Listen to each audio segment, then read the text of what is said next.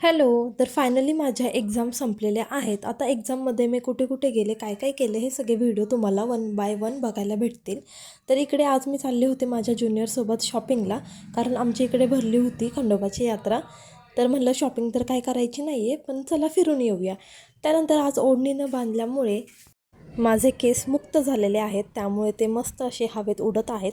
त्यानंतर आम्हाला जवळच जायचं होतं, त्यामुळे म्हणलं लेफ्ट राईट करत जाऊया. तर ह्याच आहेत माझ्या त्या ज्युनियर, आणि त्यांना ऊन कसं नाही लागत हे मला समजत नाही आहे. मला तर लागत होतं, त्यामुळे मी लगेच ओढणी बांधली आणि आम्ही यात्रेमध्ये एंट्री केली.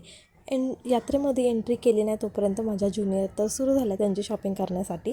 आणि या यात्रेमध्ये तुम्हाला फक्त क्लोथिंगचे ब्रँड दिसतील वेगवेगळे किंवा व्हरायटी दिसतील, कारण जिकडे बघावं तिकडे कपडेच कपडे आहेत. त्यानंतर डेकोरेशनचं सामान वगैरे होतं, माळा फुलं वगैरे सगळं होतं, आणि खूप प्रचंड अशी गर्दी होती. त्यानंतर इकडे खूप छान छान प्रकारच्या अशा शोपीस म्हणजे मूर्ती वगैरे होत्या.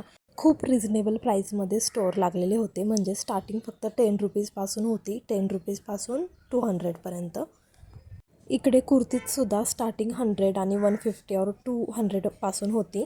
आणि त्यानंतर माझ्या मोबाईलची चार्जिंग संपलेली होती, मला माहितीच नव्हतं मोबाईलला चार्जिंग किती आहे. आणि त्यानंतर मग माझं लागलं डोकं दुखायला. आता म्हणलं की आता आपण काय व्हिडिओ वगैरे घेऊ शकत नाही, त्यामुळे गपचूप आपलं आता घरी जाऊया. आणि मी इथून काय काय शॉपिंग केली हे तुम्हाला नेक्स्ट व्लॉगमध्ये बघायला भेटेल.